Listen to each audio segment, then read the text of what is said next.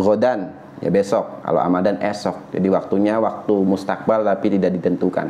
Esok hari. Wahinan, nah wahinan ini. Assalamualaikum warahmatullahi wabarakatuh. Alhamdulillahi rabbil alamin. Wabihi nasta'in ala umuri dunya waddin. Wassalatu wassalamu ala ashrafil anbiya'i wal mursalin wa ala alihi wa sahbihi ajma'in, amma ba'du. Alhamdulillah, pada kesempatan kali ini kita melanjutkan belajar bersama kitab Al-Jurumiyah, yang pada kali ini kita sudah memasuki Babu Dzarfiz Zamani wa Dzarfil Makani. Bab menerangkan tentang dzaraf zaman dan dzaraf makan, atau juga biasa disebut dengan maf'ul fi. Qala al-musannif rahimahullahu ta'ala wa nafa'ana bihi wa bi'ulumihi fid dharaini amin. Bismillahirrahmanirrahim. Babu dzarfiz zamani wa dzarfil makani. Dzarfuz zamani huwa ismuz zamani al-mansubu bi taqdiri fi, nahwu al-yawma wal lailata wa ghudwatan wa bukratan wa saharon wa ghadan wa atamatan wa sabahan wa masaan wa abadan wa amadan wa hinan wa ma ashbaha dzalik. Wa dzarful makani huwa ismul makani al-mansubu bi taqdiri fi, nahwu amama wa quddama wa wara'a wa fawqa wa tahta wa 'inda wa ma'a wa izaa wa hidaa wa tilqa'a wa huna wa thamma wa ma ashbaha dzalik. Babu dzarfiz zamani wa dzarfil makani. Bab menerangkan tentang dzaraf zaman dan dzaraf makan. Dzaraf yang menunjukkan arti waktu, ya zaman, dan dzaraf yang menunjukkan arti tempat atau makan. Dzaraf zaman dan dzaraf makan biasa disebut juga dengan maf'ul fi. Apa itu dzaraf zaman dan apa itu dzaraf makan? Nah, di sini jelaskan dalam kitab Al-Jurumiyah, dzarfuz zamani huwa ismuz zamani al-mansubu bi taqdiri fi. Nah, menurut ulama nahwu, ya, dzarfuz zaman fi istilahin nuhat. Dzaraf zaman menurut istilah para ulama nahwu yaitu ismuz zamani, isim yang menunjukkan zaman, isim yang menunjukkan waktu, ya. Al-mansubu bi taqdiri fi, yang dinasabkan dengan kira-kira, dengan mentakdirkan lafadz fi. Jadi artinya itu ada lafadz fi-nya.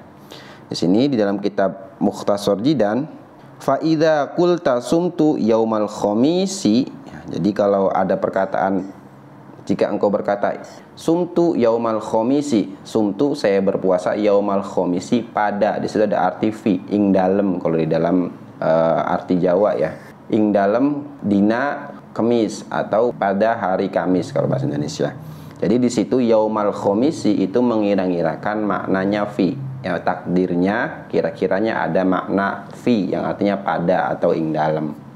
Nahwu al-yauma, ya, pada hari, ya, pada hari ini al-yauma. Nah, di sini al-yauma di sini dibaca nasab karena menjadi dzaraf zaman. Fi nahwi qaulika. Nah, contohnya di dalam kitab Syarah Al-Jurumiyah Mukhtasar Jidan di sini jelaskan contoh, di sini disebutkan contohnya sumtu al-yauma. Sumtu fi'il fa'il, ya, asalnya soma, kemasukan domir tu, jadinya proses i'lal jadi sumtu al-yauma. Nah, al-yauma di sini dibaca nasab karena menjadi dzaraf zaman tepatnya.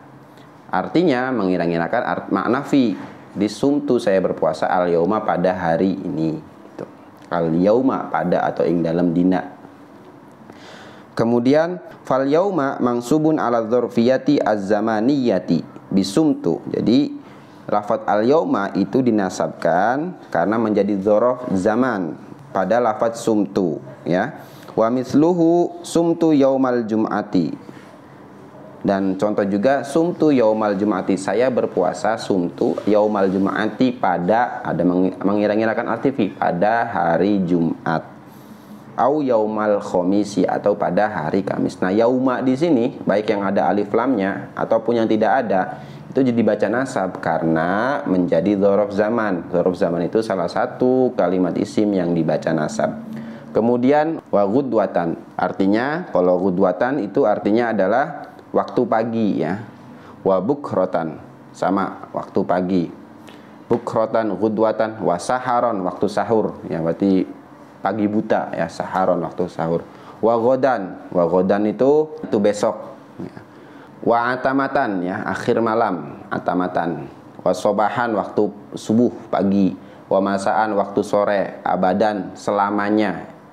Ing dalam selawase, selamanya, tidak ada akhirnya. Amadan, esok ya. Amadan itu esok, artinya esok. Waktu mustakbal, waktu yang akan datang, esok ya. Kalau besok itu kan ghadan, ya besok. Kalau amadan esok. Jadi waktunya waktu mustakbal tapi tidak ditentukan, esok hari. Wahinan, nah wahinan ini ing dalam waktu, jadi waktu yang mubham, yang samar-samar, pada waktu bisa. Wa ma asbaha dzalik, dan contoh-contoh yang lainnya. Di sini dijelaskan, disebutkan dalam kitab Mukhtasar Jidan contoh-contoh lain seperti sa'atan, dohwatan. Nah, itu adalah contoh-contoh daripada dzaraf zaman. Dibaca nasab karena menunjukkan arti zaman dengan mengira-ngirakan arti fi. Kemudian yang kedua, tadi bagian yang pertama, dzaraf itu ada dzaraf zaman, dan yang kedua itu dzaraf makan. Wa dzarful makani huwa ismul makani al mansubu bi taqdiri fi. Dzaraf makan itu isim makan, isim yang menunjukkan arti tempat ya. Al mansubu bi taqdiri fi, yang dinasabkan dengan mengira-ngirakan arti fi, mengira-ngirakan maknanya makna fi. Nahu amama, amama di depan. Fi, fi juga artinya bisa di atau pada kalau zaman ya, terus zaman, tapi kalau di tempat berarti di gitu. Artinya di, fi, ada mengira-ngirakan arti fi. Contohnya seperti jalastu amama syekhi. Jalastu, saya duduk, amama syekhi, di depan syekh, di depan seorang guru. Nah, itu amama, depan, di depan, ada mengira-ngirakan arti fi, di depan, di ya, amamanya kan artinya depan, di depan. Itu yang dimaksud dengan bitakdiri fi. Wa quddama, quddama artinya sama ya, seperti dengan amama, di depan, sama juga di depan. Wa waro'a artinya di belakang. Fa fauqa, di atas, fauqa di atas, tahta di bawah, inda itu di sisi. Wa ma'a, nah ma'a artinya adalah bimakna makanil ijtima' wal musahabah. Jadi ma'a itu artinya tempat berkumpul. Bahasa Indonesia itu berarti bersama ya, ma'a.